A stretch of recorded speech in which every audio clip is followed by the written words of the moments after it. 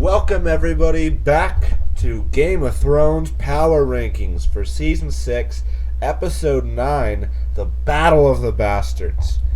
Oh my gosh. This episode was one of the most monumental in the entire series. Much like fantastic other great battle episodes like The Watchers of the Wall or The Battle of Blackwater or even Hardhome, this episode promised huge mayhem, huge warfare, and it absolutely delivered in those tasks.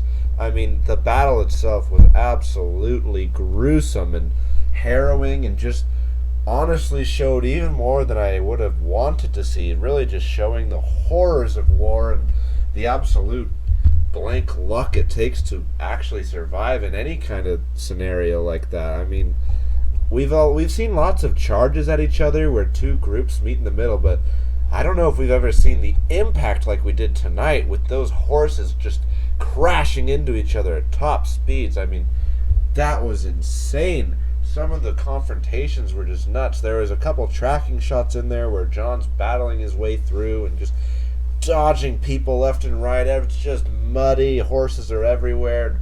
Weapons are flying all over the place. Absolute mayhem.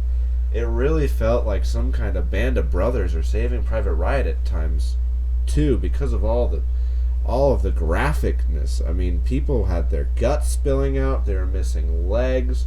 People were getting arrows in their eyes. It was absolutely nuts, but it definitely delivered on that alone. And we got some other stuff in Meereen as well. So let's go ahead and get into this amazing episode, starting off with our honorable mentions. First up on our honorable mentions, we have Davos Seaworth once again. Davos had another pretty good episode. He had got a chance to work in with Jon and the others when they were planning the battle. He commanded part of the forces. He got some moments in there and some great lines like, well, we aren't doing nothing but taking shits back here. Let's get in the battle. The one thing I will say I was a bit disappointed on is the fact that we didn't actually get any of Davos battling himself. But that would have been nice to see, or at least interesting to watch. But it's not really his forte anyways, and he did a great job of leading troops and providing counsel.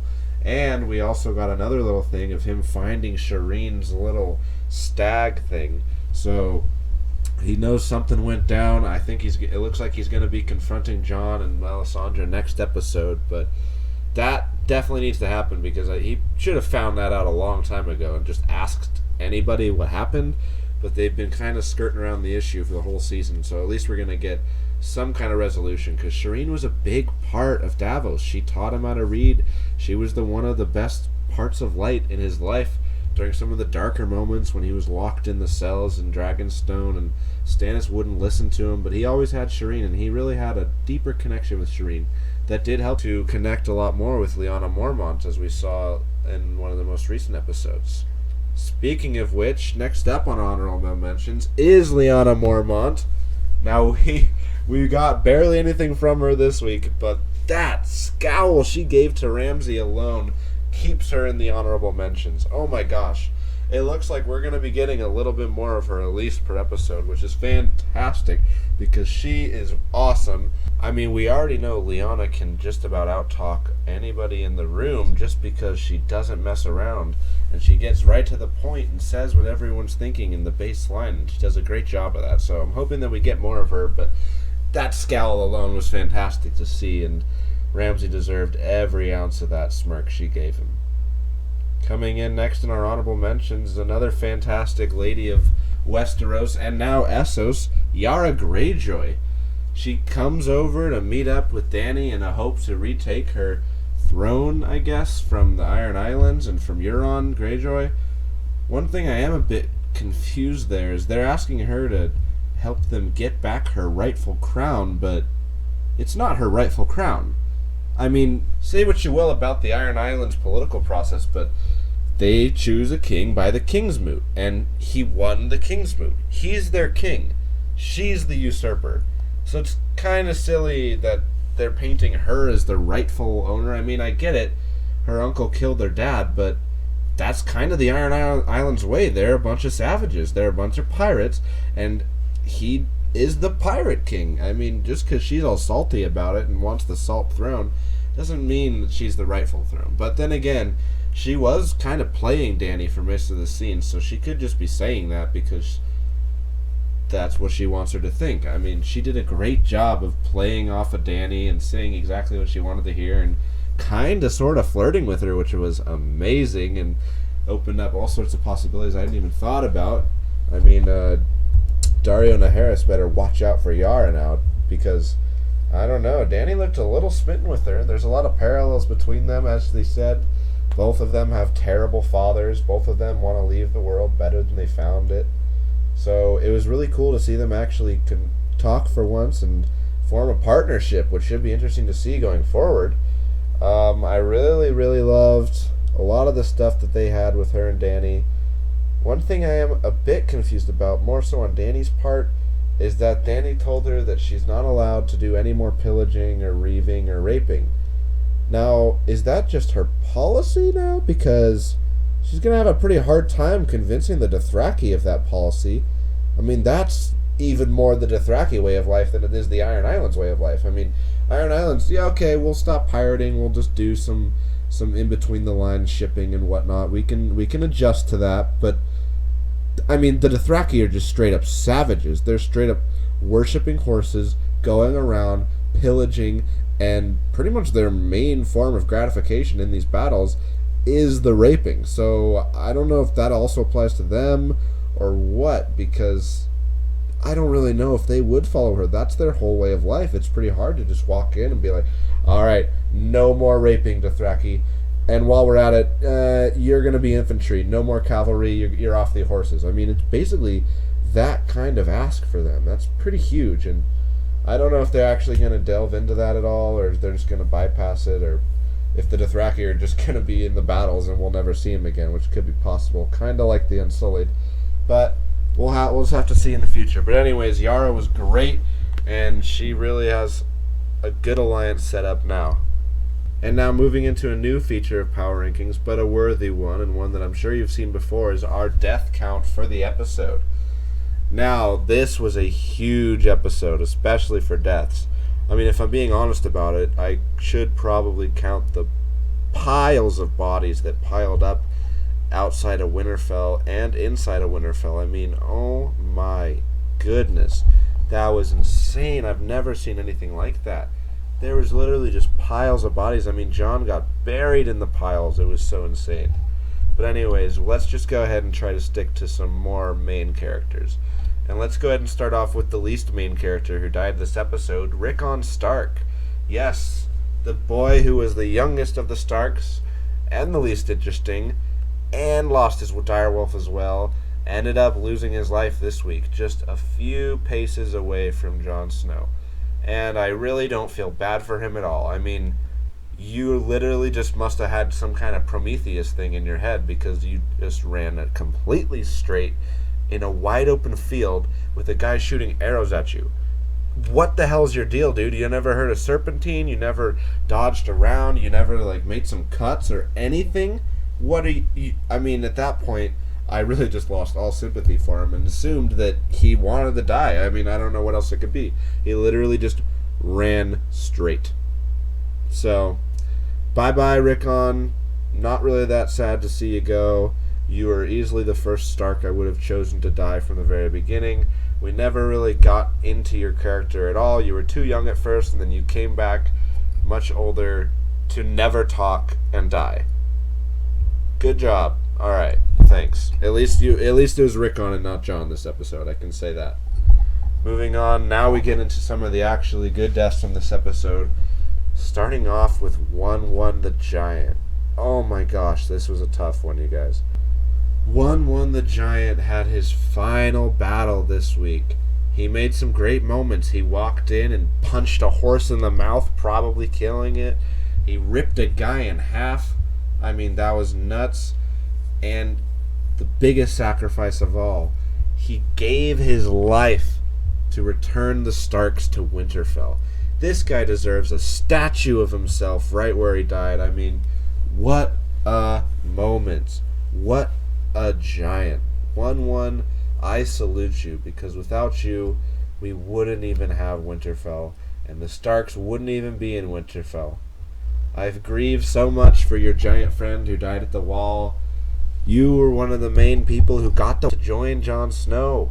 I mean, you were there at Hardhome doing all sorts of stuff, keeping people alive and tearing up those whites and zombies, but R.I.P. wun-wun. It's sad to see you go. I kind of knew it would happen at the beginning of the episode because expensive CGI characters are the easiest ones to kill off. I mean, you look how fast these direwolves are dropping, and now wun-wun's gone too. So with every bit of magic we're introduced to, it seems that we're losing a lot too. I mean, we still haven't seen Bran since I don't know how long. I think we might next episode, but regardless, so sad to see wun-wun go.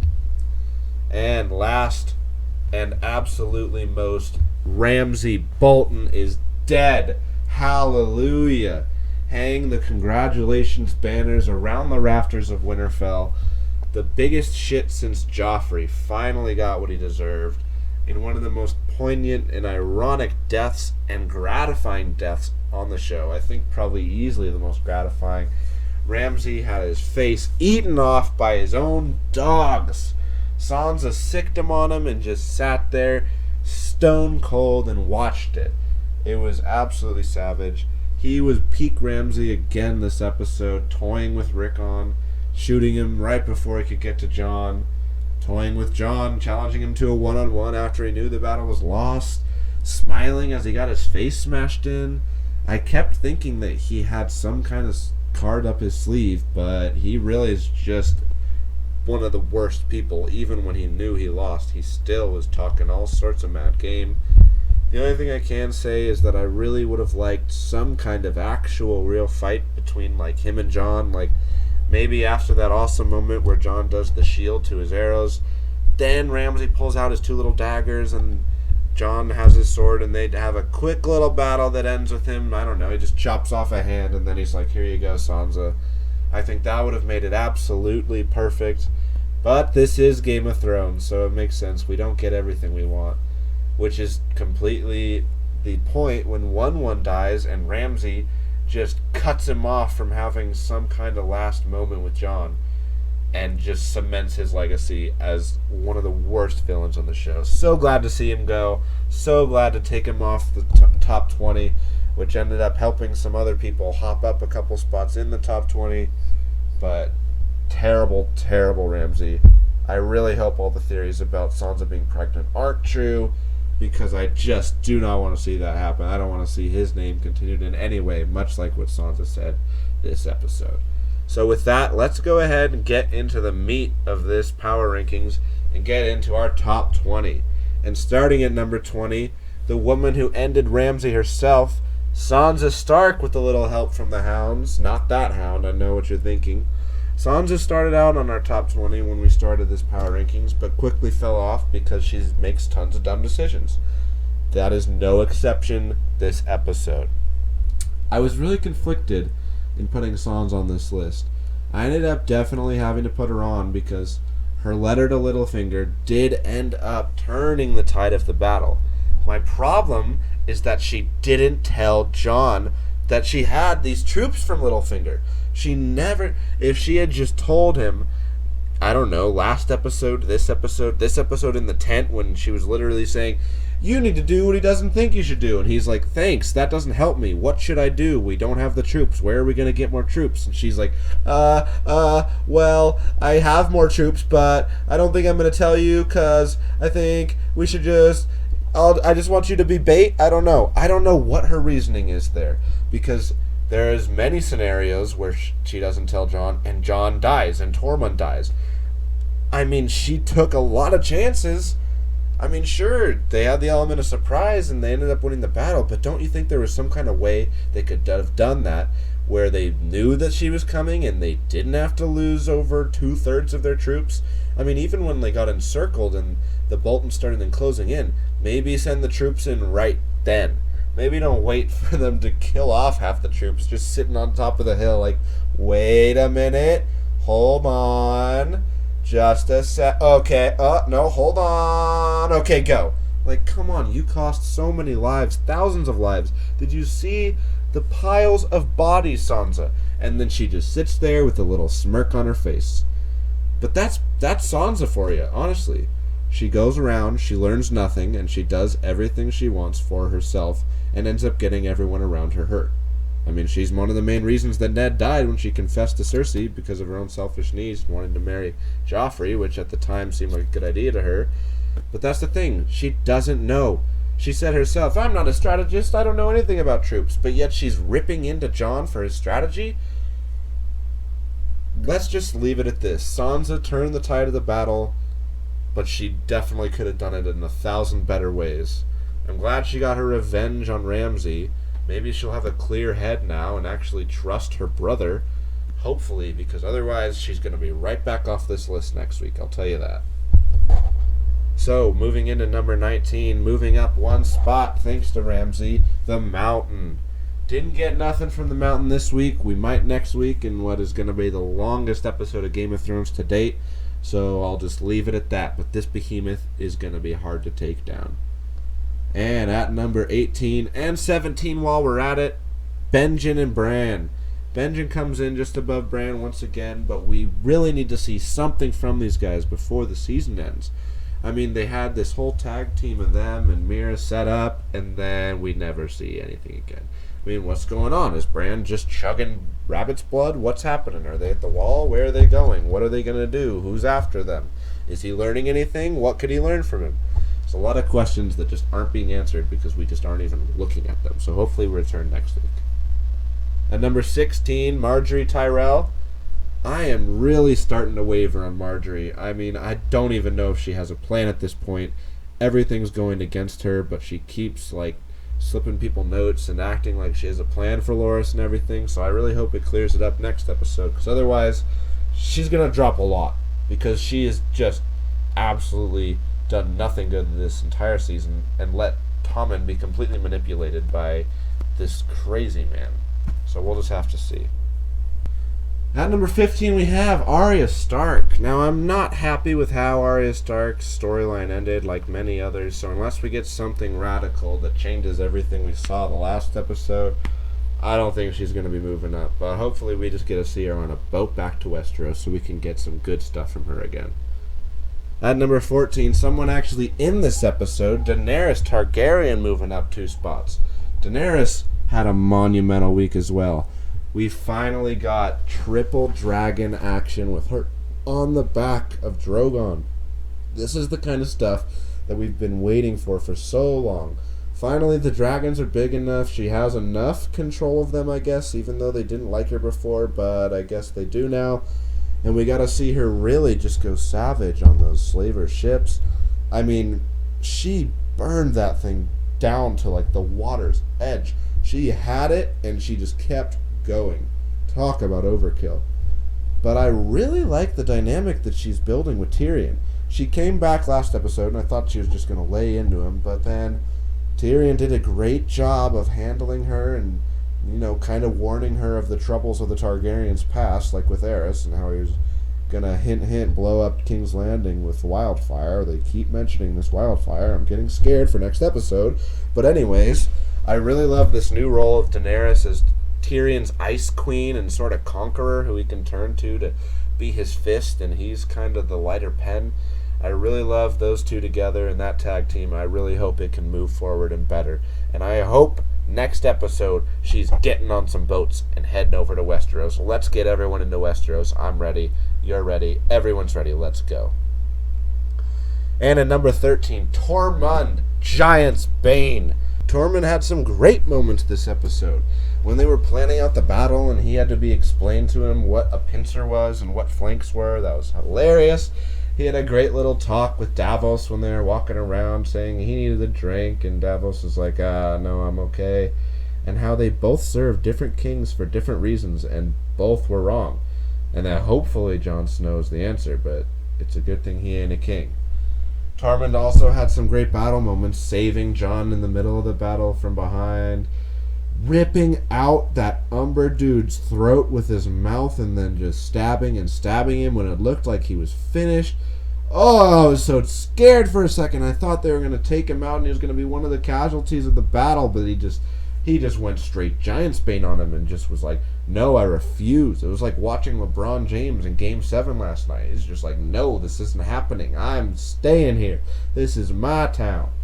But anyways, Tormund was fantastic.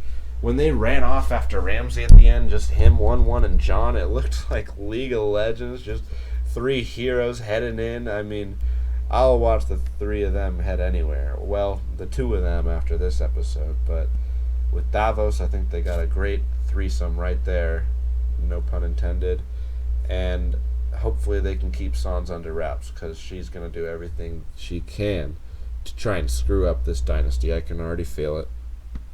And coming in at number 12, the Night's King. Still in the shadows. We have not seen the Night's King since we've seen Bran or Benjen, so quite a while. And he's still up there, I assume, with a bunch of White Walkers, I assume, but this is something Game of Thrones has tended to do. Introduce this terrible villain, and then I guess he just walks even slower than a Terminator or something, because they're taking their merry sweet time coming south of that wall. I mean, we were introduced to them in Season 3, and they haven't even gotten to the wall yet. They're slower than Daenerys, for goodness sakes. But anyways, maybe we'll see something next week, but Night King didn't get a chance to move. And at number 11, Cersei Lannister. Nothing from her this week. Big weeks next week for her. Could have a lot of movement on the list. We'll just have to see how she resolves this whole High Sparrow, Tommen, Septon thing, because it looks like her trial's next week, and I don't know how that's going to go, but I'm sure she has some kind of plan. And at number 10, the Hound, who we assume has joined up with the Brotherhood Without Banners. Didn't get much from him this week, but hopefully we can get him reconvening with some other main characters and fighting some more people and getting some more rage, because that's what he's best at, fighting and making us laugh. The Hound coming in at number 10. Right above him at number 9, the girl who beat him, Brienne. Now, first off, I'm just going to say I don't know how the Hound is ever going to top Brienne unless they fight again and the outcome changes, because she's always just going to have that over him. So just remember that in future power rankings. Brienne's still on that boat, I guess. She would have been super helpful in that war meeting. She would have had some insight, but unfortunately she wasn't there. She's still on that boat. Maybe we'll see her next week, but she's probably still going to be on that boat. And at number 8, Olenna Tyrell. I don't think we're going to see any more from Olenna, so she's not going to be able to move herself, but depending on what other characters do, we'll just have to see where she ends up on the power rankings after next episode. At number 7, Jaime Lannister, still at River Run, I believe. I don't know if we're going to get one more from him at River Run. It looks like he'll be meeting with the Freys actually next episode. Something could go down there, so I'm excited to see what happens there, but nothing this episode, no change. Same with our number 6, Bronn the Sellsword. I really hope Bronn's going with Jaime to meet the Freys. I'd love to see him talk to Walder Frey and just take him down a few pegs. That would be amazing. I'm sure he'd have something to say about all his wives and about how, well, maybe he just can't get a normal woman. But we'll just have to see next week. Coming in at number 5, the High Sparrow moving down a spot, mainly due to a big player moving up right above him. But the High Sparrow is in complete control at King's Landing right now. He's got a big episode coming up next week when he puts Cersei on trial. We'll have to see how that turns out, but he's in complete control of the situation right now. So High Sparrow still in the top 5. But just below the man who moved him aside and moved up with a huge power move this week, number 4, Littlefinger. Littlefinger, you gotta admit, is the reason the Starks are in Winterfell. He is the reason they won that battle. He's the reason Tormund and Davos and wun-wun was alive for a little bit, and Jon are all alive. Everyone is living because of him. Thank goodness Sansa sent him a letter. I mean, she could have handled it a lot better, but Littlefinger himself shows up in the battle with the troops they need and beats them. Now, I don't know what his pound of flesh is going to be next episode, if he's whatever he's asking for, because he can pretty much ask the world, since he just gave the Starks their home back. But he made a huge move and changed the entire tide of one of the largest battles in Game of Thrones history. What else is new? Littlefinger is controlling the board from the shadows. Except this time, he is not in the shadows. this is one of his first real declarations of sides in any kind of battle. I mean, the Knights of the Vale straight up had their banners and ran down that hill and killed them all. So everyone in the north and pretty much everyone in the south, I'm sure soon, is going to know Peter Littlefinger aligned himself with the Starks and took Winterfell. Now, I don't know how that's going to go over if he gets back to King's Landing with the Lannisters, but Littlefinger, I'm sure, as always, has a plan. Coming in at number 3, Varys the Spider. Didn't get anything from Varys this week, but he had to move down a spot. I don't know what his plan is or where he's going to get ships. It's pretty ironic considering they have ships now, so he didn't need to leave at all. Kind of a waste, so that hurt him and moved him down a spot. But more importantly, what moved him down a spot was our number 2, Jon Snow. This is Jon Snow's episode, as much as the episode on the wall, as much as really any episode. First off, he looks fantastic. There are some really cinematic shots. That entire sequence after Rickon died and he was standing up the entire Bolton army on his own and just slings off his scabbard and is like, this is how I die. I'm ready to go down swinging. That was cinematic to the core. Really more than any other TV show. What else have we come to expect from HBO and from Game of Thrones in general? But Jon was fantastic. He got some great battle moments, some just absolute grit and horror that he was living through. The one concern that I did have, he was a terrible military leader this episode. I can understand how he kind of got caught up in his feels and got played with, which is kind of Ramsay's thing, playing with people. But Jon fell into that trap. Even after Sansa warned him, he's going to play with you. Although it was kind of too obvious for him to get, don't do what he wants you to do. I mean, he really did do exactly what he wanted them to do. He ran forward, left the ranks, and then, this is the part that really got me, then he charged at them? Just him against an army?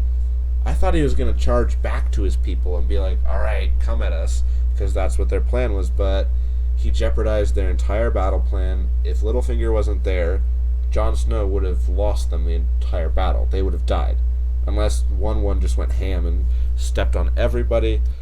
They were in a pretty dire situation, and it was Jon's fault. Other than that, Joe, he had some great interactions with Sansa, being like, what do you want me to do? I can't do anything else. A great conversation with Melisandre that he didn't want her to bring him back, but she said, I'm gonna, you're not the boss of me. And just some great stuff in general with some of his commanders, with Tormund and Davos. I gotta say, I was a bit disappointed by his leadership, but I really loved the moment where he challenged Ramsay to one-on-one combat, and then he's like, you really think they'll want to fight for you if you wouldn't fight for them? And then I'll take it right out of Ramsay's mouth. He's good. He's very good. And he is. That's the thing. That's why I was so disappointed by his battle. But hopefully in future battles he won't have little rickons running around the field to mess up his judgment, I suppose. That said, I loved when they did go one-on-one at the very end and he just blocked those arrows with the shield and then just took him out and went full-on UFC ground and pound on him and then said, no, I have to give it up. I have to give it up to Sansa. The one thing I want to see next week, and I'm really excited to see next week, is how he confronts Sansa after she pretty much left him for dead and used them as bait. We'll have to see how that goes. I'm sure he's got some choice words for her. I know I would. But Jon Snow making a huge move and getting to the number 2 spot in our power rankings. Not easy to do. A lot of movement in the top 5 this week. Not an easy thing to do with all the power being wielded. But returning to his former glory, finally for the first time this season, number 1, Tyrion Lannister.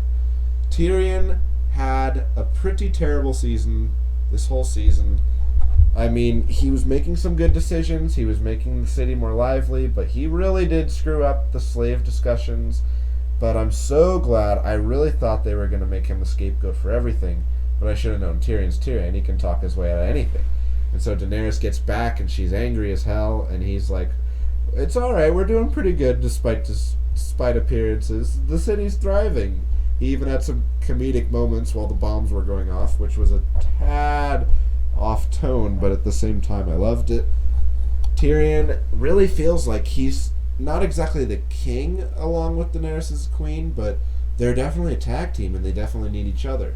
Like I said before, she is the conqueror and he's the politician, and they both have to exist in order for a good foundation. He did a great job of talking to the masters, and then while Dany was off burning the ship and making the deals and doing all that sort of stuff, and I really think now I do see the potential of these two together. I was a little shaky at first, but after seeing them work together and making the pact with the Greyjoys as well, I mean, the sky is the limit for Dany and Tyrion. He knows exactly how to cool her off, and she knows exactly how to prove their strength. And I think with that combination, Westeros is in trouble if they're boarding boats anytime soon. And now they finally have the boats. So let's just get them over to Westeros and we can start getting some classic Tyrion and Westeros stuff again. After he leaves and he kills his father and runs off, imagine him returning to King's Landing with dragons and Dothraki and just being like, "Oh, hi, what up? Yeah, this is my city again." Can't wait for something like that. And once again, Tyrion Lannister at the #1 spot. I really did think for a second Jon might be able to hop him, but unfortunately Jon's military expertise just wasn't really used that well this episode, and Tyrion redeemed himself really well, as Tyrion always seems to do. Anyways, what did you guys think of the top 20 this week? Please leave a comment and tell me what you think your top 20 would be, or your top 5. What did you think of the list? What did you think of this episode? Was this your favorite battle episode? I don't know. I'm having some pretty hard trouble putting it above the likes of The Watch and Hardhome and Blackwater Bay.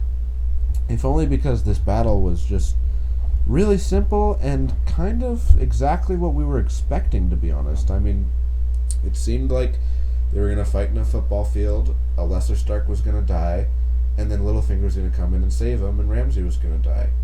And we got all of that. And I guess I can't complain because we really don't get that many W's in Game of Thrones, but I still just really wish there was at least some twists and turns.